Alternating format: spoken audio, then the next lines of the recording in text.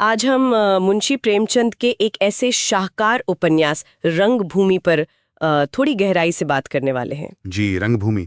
ये करीब 100 साल पहले मतलब 1924 में छपा था, लेकिन इसकी गूंज और इसके सवाल वो आज भी हमें सोचने पर मजबूर करते हैं। बिल्कुल, 100 साल बाद भी प्रासंगिक। हाँ, ये उपन्यास उस दौर के भारत का आईना तो है ही, पर इसमें कुछ ऐसा है जो आज भी मतलब हमें सोचने पर मजबूर करता है। चलिए इसी की तहों को थोड़ा खोलते हैं। हाँ, देखते हैं।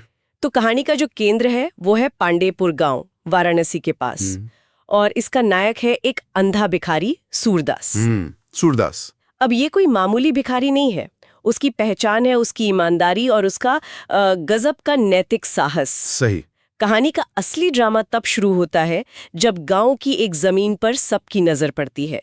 एक तरफ है सेठ सपतराज और अंग्रेज सरकार। वो फैक्ट्री लगाना चाहते हैं वहाँ। हाँ बिल्कुल। और दूसरी तरफ है अकेला सूरदास, जो इस जमीन को किसी भी कीमत पर बचाना चाहता है।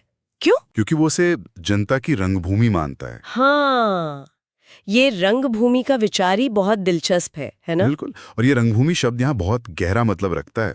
सूरदास के लिए वो जमीन सिर्फ मिट्टी का टुकड़ा नहीं है। नहीं, वो एक नैतिक अखाड़ा है, एक मंच जहां आम इंसान के सच, उसके उसूल, उसके जीने के हक की परीक्षा होती है। अच्छा। ये उपन्यास असल में उस दौर के भारत की पूरी तस्वीर पेश करता है।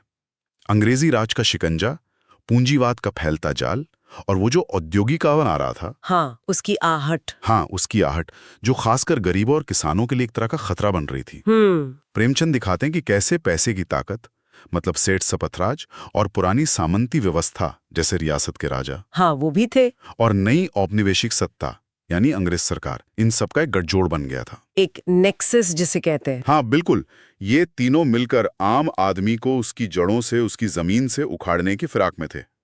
फैक्ट्री लगाना तो जैसे विकास का एक मुखौटा था, दिखावे के लिए। हाँ, पर असल निशाना गांव की वो सामुदायिक जमीन थी और लोगों की आत्मनिर्भरता थी। सूरदास का संघर्ष इसी शक्तिशाली गठजोड़ के खिलाफ एक अकेले अंधे व्यक्ति का मोर्चा है। और कमाल की बात यह है कि सूरदास शारीरिक रूप से भले ही कमजोर दिखे, पर नैतिक रूप से वो पहाड़ जैसा मजबूत है ना? बिल्कुल। वो अकेला है, उसके पास कोई साधन नहीं, कोई ताकत नहीं, फिर भी अपने उसूलों से टस से मस नहीं होता। सही। लेकिन क्या वो बिल्कुल अकेला है? कहानी में सुधा नाम का एक और अहम किरदार है। हाँ, सुधा।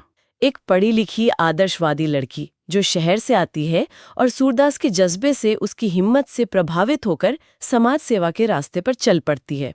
ये किरदार कहानी में एक नई परत जोड़ता है ना? हाँ जरूर।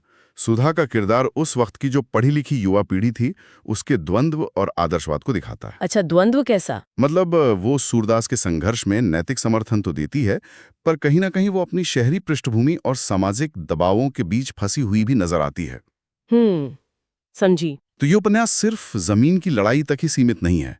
इसमें प्रेमचंद ने पूंजीवाद और सामंतवाद की बहुत तीखी आलोचना की है। हाँ, वो तो साफ दिखता है। गरीबों के अधिकारों का सवाल उठाया है और दिखाया है कि सच्चा आत्मबल बाहरी ताकत से ज्यादा मायने रखता है। अंदर की ताकत। हाँ, साथ ही उस दौर में धर्म और राजनीति कैसे एक दूसरे से गुंथे हुए थे और कैसे सत्ताधारी इनका इस्तेमाल कमजोरों के शोषण के लिए करते थे, इसकी भी झलक मिलती है। प्रेम, त्याग, धोखा, सामाजिक सुधार की कोशिशें, ये सब मिलकर कहानी को बहुत जटिल और मानवीय बनाते हैं।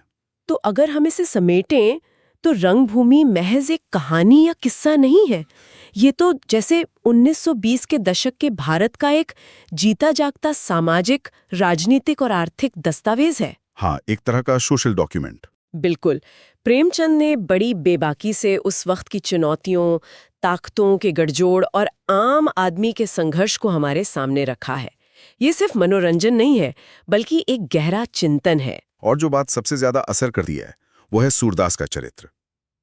एक ऐसा नायक जो देख नहीं सकता, जिसके पास दुनियावी तौर पर कुछ भी नहीं है। हाँ, लेकिन उसकी नैतिकता और सच के लिए खड़े होने की हिम्मत उसे कहानी का सबसे शक्तिशाली किरदार बना देती है। सही कहा। उसका संघर्ष आज भी अन्याय के खिलाफ लड़ने का प्रतीक बन जाता है। ये दिखाता है कि हालात कितने भी मुश्किल क्यों ना हो, एक अकेला इंसान भी अपने सिद्धांतों पर टिककर बदलाव की उम्मीद जगा सकता है। ये प्रेमचंद की इंसानियत पर जो गहरी आस्था थी, उसको भी दिखाता है। बिल्कुल। ये सब सुनकर एक सवाल मन में आता है, बल्कि शायद हम सबके मन में आना चाहिए। इस सूरदास जैसे किरदार जो इतनी बड़ी बड़ी ताकतों के सामने सिर्फ अपने उसूलों के दम पर अकेले खड़े हो जाते हैं, क्या आज की इस उलझी हुई दुनिया में, इस दौर में ऐसे संघर्ष की कोई जगह है, या ये सिर्फ एक आदर्शवादी ख्याल बनकर रह गया है?